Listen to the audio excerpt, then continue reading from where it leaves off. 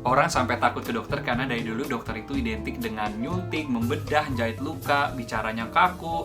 Nah, lain dengan dokter yang satu ini, Dokter Abelina. Dokter slash selebgram, slash model, slash edukator, slash entrepreneur. Nah, kita akan langsung aja ngobrol. Halo, Halo, apa kabar? baik.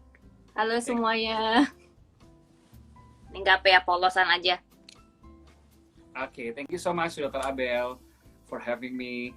Dan juga halo buat teman-teman semuanya yang bergabung di live ini di Well Conversation Day. Sebenarnya itu singkatan dari Wednesday. Iya kan? Hari ini Rabu 8 Juli 2020. Uh, kita akan ngobrol-ngobrol bareng dengan temanya adalah Dokterpreneur. Sebelumnya aku mau ngucapin terima kasih lagi untuk Dokter Abel yang udah sediain Sama-sama, waktu. thank you juga. Dan juga buat teman-teman nanti yang pengen nanya langsung ke Dokter Abel dan ke saya, nanti bisa langsung aja tulis pertanyaannya di kolom komen gitu ya dok ya. Nanti Yep. akan langsung kita jawab kalau bisa kita jawab. Dan hari ini tuh spesial banget ya dok ya. Tahu nggak kenapa? Hmm. Karena kita sama-sama dokter kan ya, bisa ngobrol bareng. Dan juga dulu tuh kita tuh ini ya sempat bareng ya di rumah sakit ya. Oh iya, bareng waktu itu. Sasa apa ya? Gue beli earphone itu sama lu nggak sih? Yang earphone sebelah itu. Waktu Masih itu ingat. belum ya. Apa? Waktu itu masih jarang ya, belum pakai Bluetooth gitu, belum booming Belum ya. ada AirPods ya, belum ngetrend soalnya. Sekarang udah ada AirPods kan.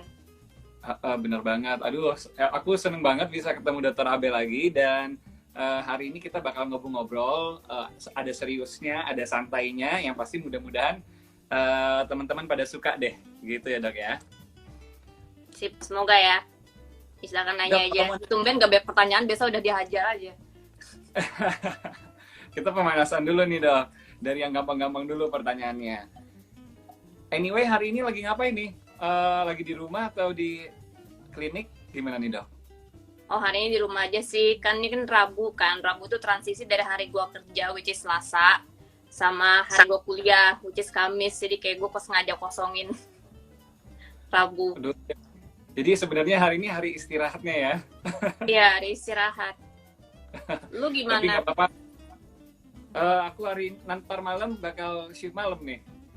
Bakal apa? Jaga malam? Eh, eh. Astaga, sempet-sempetnya live. Iya dong, pokoknya biar kita bisa kasih positive influence dong buat teman-teman semuanya.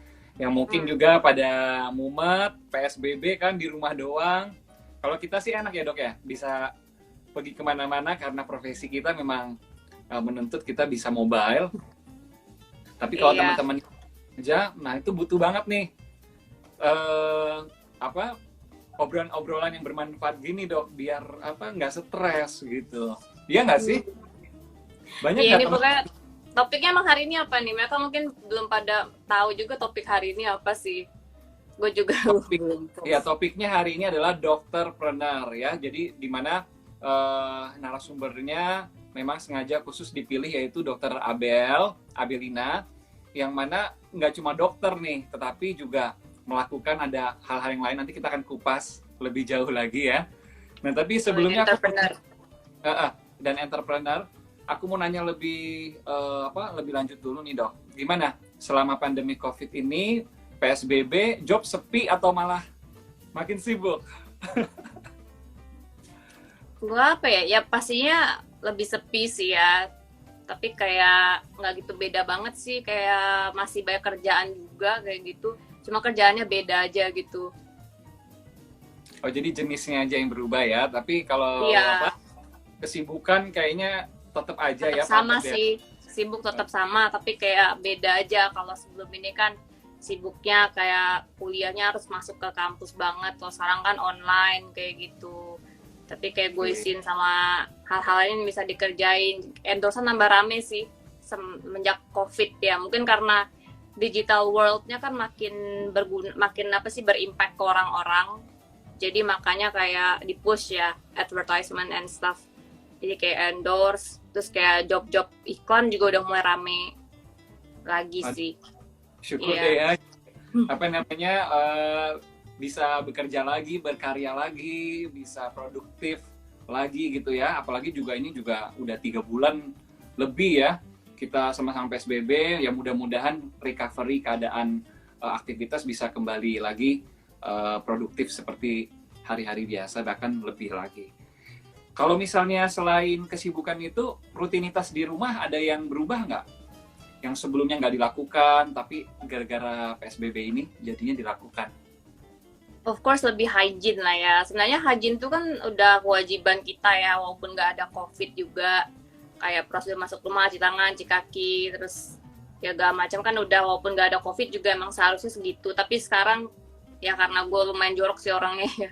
Jadi ya lebih hygiene sih. I think it's a good thing karena to keep growing gitu. Jadi kayak salah satu hal yang bikin gue tetap tenang di COVID ini, biarpun kadang stres juga itu karena I keep growing gitu. I focus on the stuff that I can do.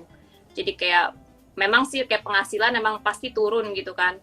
Cuman kayak fokus ke hal-hal yang bisa kita dapetin aja, terus ya bersyukur gitu masih dapat penghasilan. Kayak orang lain banyak yang di PHK, banyak yang makan tabungan, at least kayak masih ada income tuh udah bersyukur banget gitu.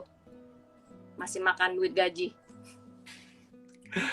Anyway, kalau misalnya kayak workout, apakah jadi lebih sering? Atau mungkin ada meditasi? Atau gimana? Ada rutinitas lain nggak? Gue pemalas banget sih jujur ya. Gue orangnya kayak nggak atletik. Gue kayak sekeluarga kagak atletik sih. Jadi kayak olahraga sih gue nggak kayak yang kalau nonton live gue sebelumnya sih gue cara olahraga cuman tadi doang, naik tangga. Terus ya kalau bisa beres-beres pun gue maunya gitu, tapi kayak masih jarang juga sih. Tapi gue nggak terlalu workout sih. Tapi kalau makan Picky juga kali ya? sama aja sih. Oh, sampah juga. Makasih. Kamu Tapi juga. mungkin apa, tetap being positif, tetap bersyukur, mungkin itu ya yang bikin tetap. Aku tuh nggak ngerti gitu.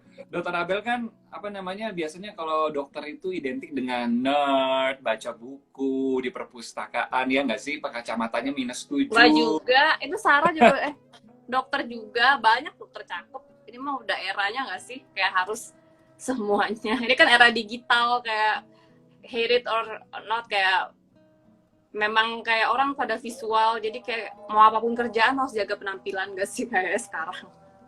Bener banget sih, aku setuju Don't banget. you think so? Yeah, I think so.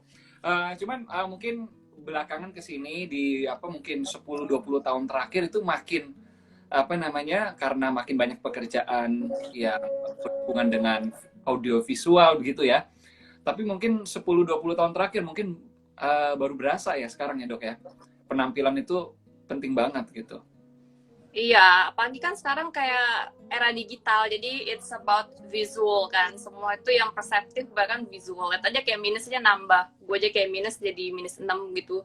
Padahal gue kayak secara logically kayak udah nggak nambah tinggi, udah nggak nambah minus kan. Tapi kayak gue udah nggak nambah tinggi, tapi masih nambah minusnya.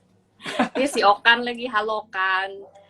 Iya nih diajakin, gak apa-apa ngobrol-ngobrol sama temen. Kan ini kan karena COVID gak bisa in touch sama temen. Ini sekalian lah. Setali juga uang. Benar itu. Oh ya, sekali lagi kita mau ngingetin juga buat teman-teman yang nonton nih, kalau ada pertanyaan, gak usah ragu-ragu, langsung aja ditulis di kolom komentar. Kita berdua akan coba jawab, dan mungkin banyak yang penasaran nih dok. Di tengah kesibukan dokter, dan juga ada bisnisnya juga, nanti kita akan bahas. Kok bisa mukanya tetap seger gitu loh? Itu bisa di-share nggak ininya, tips and triknya? Supaya tetap on point gitu, walaupun di rumah doang. Mungkin pakai makeup nggak sih ini sekarang? Enggak, gue kalau di rumah nggak pakai, soalnya kayak makeup tuh bikin cepet tua kan. Dia mengeringkan wajah, jadi bikin fine lines and stuff. Jadi kayak kalau gue nggak perlu, gue nggak makeupan gitu. Jadi gue nggak makeupan. Terus rutinnya tiap hari gimana tuh? Bisa sampai prima banget nih kayaknya. Oh, tapi gue emang orangnya committed banget gitu. Misalnya kayak contoh skincare gue tuh panjang banget regimennya.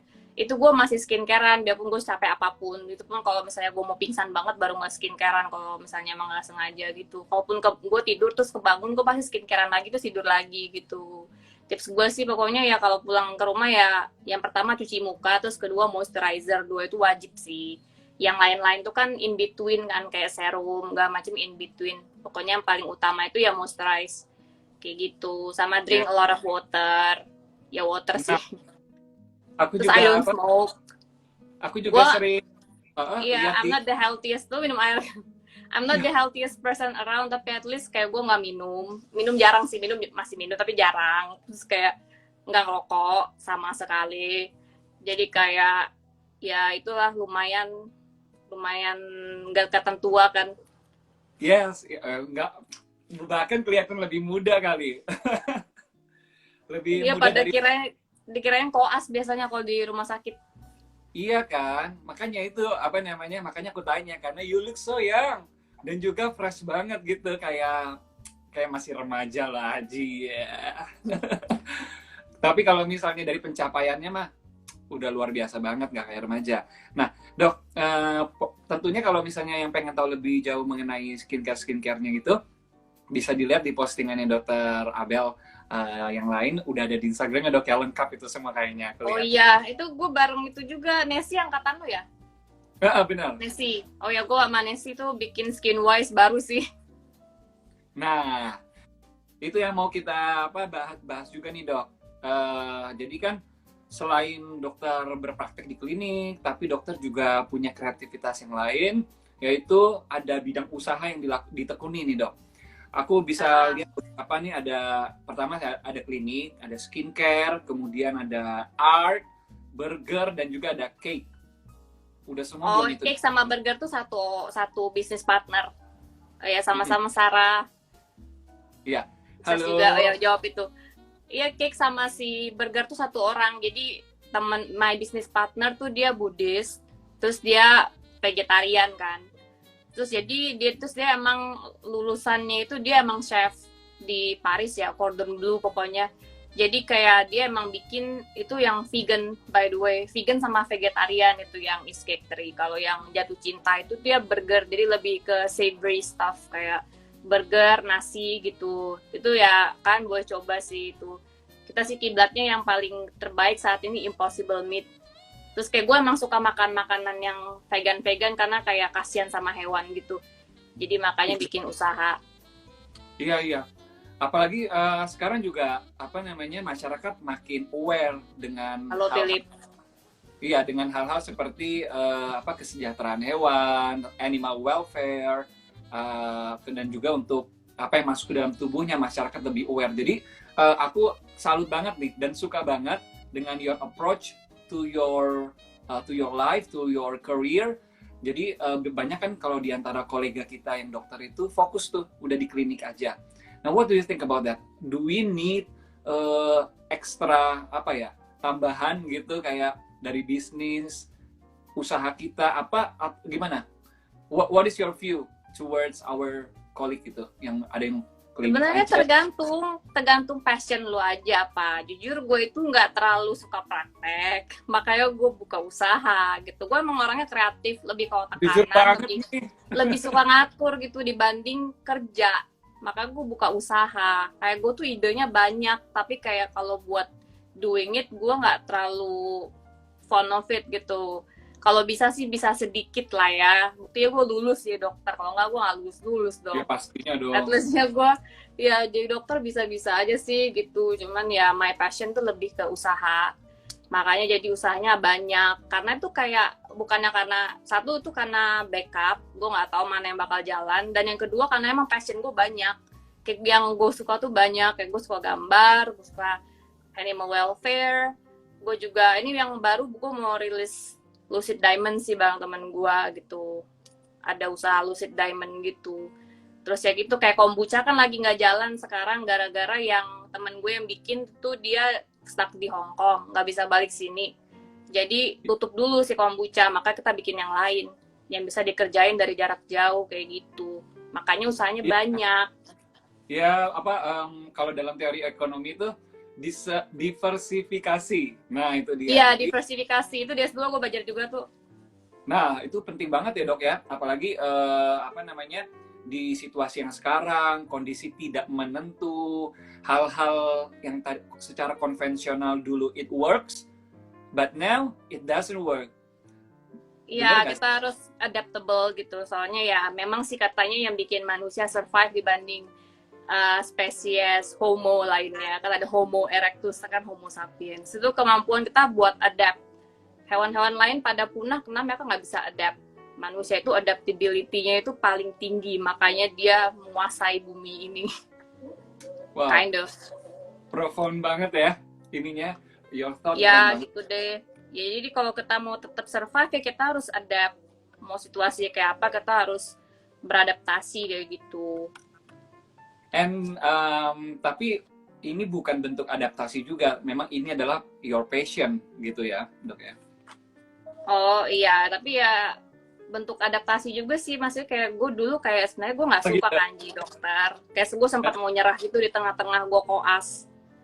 Sering banget drama gitu, makanya gue agak telat dikit kan lulusnya gue ya. Telat 3 bulan sih. Pokoknya teman gue pokoknya Agustus, gue kayak November gitu. Gara-gara gue cuti, gue stres, gue gak sama gue. Terus sama gue bilang ya kalau stres take a break, ya udah gue break gitu. Terus kayak Indian gue kayak mikir kayak kalau gue stop gini kayak sayang kan. Jadi gue kayak berusaha adaptasi. Halo Dito, halo Nicholas, Nick. Jadi kayak ya akhirnya selesai juga gitu karena gue kayak kembali ke realita aja gitu, mau jadi apa gue udah nanggung gitu-gitu. Jadi itu masalah adaptability juga kan. Awal-awal gue juga nggak bisa di kedokteran, gue stase mata pertama tuh gue hampir fail kayaknya gara-gara nggak bisa adaptasi gitu kan jadi kelas tuh berat, kayak udah harus belajar tapi juga harus punya people skill, harus bisa kayak dekat sama orang yang di bawah sama yang di atas, kayak sama perawat harus dekat, sama bidan harus dekat, sama dokter-dokter senior harus dekat. Itu kan kayak, tapi kita harus belajar bukan lagi knowledge kan, itu berat banget. Makanya kayak multiple discipline segitu kan, kita harus master di semua bidang itu. Master semua skill tuh at once gitu, instan. Itu nggak diajarin bahkan waktu kuliah, mana ada materinya kayak begitu kan. Ya gitu. Jadi ya itu in such a way gue juga adapt gitu. But do you found the support of people around you, maybe your mom itu really help you to went through all your journey? Of course, itu bahkan salah satu kalau my mom itu kayak orang juga pasti support sama orang tua itu nomor 1 ya. Bahkan ada konsensus juga itu katanya 70% transgender yang orang tuanya nggak lawan itu bakal ngurangin suicide. Itu suicide rate kurang 70%. Jadi kayak parents itu biasa lah ya kalau support. Bukan biasa sih, harus gitu. Tapi kayak bahkan teman sekolah gue tuh Sisil, kalau lo kenal, itu gue mau nyerah berkali-kali, itu yang bantu gue. Halo Sandra, sama lain-lainnya Dito. Gue mau nyerah, dia selalu bantu gue gitu kayak buat backup. Malah dia waktu stase mata itu stase anestesi dia ngerjain referat gue, men, anjir. Jadi dia forever in my heart gitu. Kadang hal kecil yang lu lakuin hari ini itu kayak nggak tahu impactnya bakal gede di orang kayak gitu. Kayak mungkin bagi dia tuh hal kecil doang ngerjain introduction, tapi kayak sampai sekarang gue ngerasa dia kayak penyelamat tuh gue banget. Kalau dia nggak ada mungkin gue udah gagal kali itu. Kayak gitu. Jadi ada orang tua, teman-teman juga ya. Jadi apa banget punya orang-orang yang tepat di sekeliling Dr. Abel gitu. Yap. Dan kalau tadi ngomongin soal satu tuh kombucha ya kan, yang sekarang lagi apa mungkin stop. Masih stop dulu. What about the other business during this? Semuanya malah thriving. Jadi yang paling jalan saat apa namanya ini? COVID ini, saat self isolation tuh food and beverage sama technology related stuff gitu loh. Itu kemana diprediksi katanya teknologi bakal drop. Taunya enggak, in fact teknologi malah thrive banget karena semua orang sekarang depend on teknologi gitu. Sama food and beverage, which is yang Factory gue, sama yang Jatuh Cinta. Itu malah Jatuh Cinta itu kita rame lebih dari prediksi kita tuh kan baru berapa bulan tuh, tapi rame banget, tiba-tiba booming gitu. Karena orang kuarantin ini apa kerjanya makan. Itu basic needs kan. Jadi kayak food and beverage yang selamat. Kombucha itu sebenarnya bakal selamat kalau teman gue di sini, tapi dia nggak di sini. Itu maksudnya kayak itu anomali. Sebenarnya kalau misalnya food and beverage itu hidup banget waktu COVID gini gitu. Yang nggak jalan tuh luxury, yang kebutuhan tersier orang itu bisnisnya nggak jalan. Karena orang kan balik ke basic sekarang kan, survival. Jadinya food and beverage, terus ya kayak ya Amazon, Topet tuh jalan. Semua yang gitu-gitu, yang basic-basic gitu. Tapi pertanyaannya apa ya? Sorry, gue suka kayak melenceng ke pertanyaan. Iya Bisnis benar-benar. ya pas COVID. Iya. Aku nanya how's your business during this pandemic? Apa namanya? Dan juga itu jawabannya on point banget, benar. Sekali lagi teman-teman yang pengen nanya bisa langsung aja. Ini dari tadi belum ada ya. Oke, Belum, soalnya mungkin karena cowok kali. Biasanya cewek-cewek itu ngomongnya cantikan sih. Jadi orang kayak bingung. Kayak biasanya gue masih Uti kan, terus sama Ineke kemarin, terus sama Putri lagi, kayak cewek terus biasanya. Jadi kayak orang pada nanya tentang skincare, tentang diet. Tapi pernah ada yang nanya nggak sih? Mungkin ini apa dari question list yang udah disiapin nggak ada. I wonder if have you ever experienced any difficulties because of your gender gitu? Of course, especially because I did my internship in Palembang. Bukannya apa kayak ini no hard feeling ya. I love Palembang because kayak rezeki gue di sana and my parents I grew up there. Tapi kayak I have to admit mereka masih seksis banget. Kayak mereka nggak percaya gitu, mereka prefer ditangani nama dokter cowok kayak gitu. Okay. Terus kayak kita biasa dipanggil sus, kayak ini juga bukannya apa sih, kayak di Palembang itu pokoknya kalau perempuan tuh suster, laki-laki itu dokter gitu. Terus kayak ya tadi kayak kalau hal-hal yang berkaitan sama dokter kayak diagnosis, treatment segala macam, mereka prefer sama cowok gitu, nggak mau sama cewek di Palembang ya. Terus kalau di Jakarta sih nggak terlalu ya. Untungnya di Jakarta gue gaulnya daerahnya lumayan yang udah maju, jadi gue nggak terlalu banyak kena sih. Progresif. Iya, lumayan progresif sini. Kalau masalah kayak dunia modeling juga cowok juga kena deh kayaknya, di iseng-isengin gitu, sama aja kayaknya ya. Jadi it's not because of my gender, it's just because of the nature of the job, I think. Jadi kayak so far ya yang masalah gender cuman di Palembang aja sih kemarin ngalamin.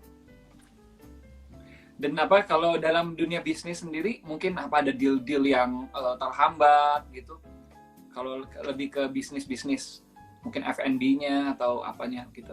Oh, bisnis enggak sih. Untungnya kan kita bisnisnya itu mainnya ke lebih ke arah yang emang kayak apa ya, vegan itu kan sesuatu yang biasanya orang yang maju gitu kan. Bukan maju sih, orang yang paling update gitu loh, yang pengen ke arah sana kan pasti orang yang udah kayak open minded ya, tumben si Gaby nongol ada Gaby. Terus jadinya kayak gue nggak pernah sih ngalamin kayak just because I'm a female gitu, jadi kayak getting discriminated against tuh nggak pernah sih. Nggak pernah ya? Kalau di masalah bisnis ya.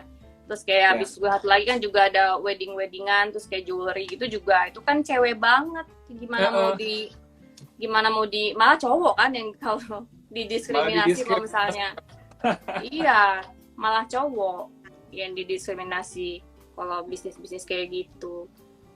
Ya tapi itu ya lucky me sih. Thanks so much for the update. Pokoknya kita sebisa mungkin jangan lupa support terus yang bisnisnya Dr. Abel, ya kan?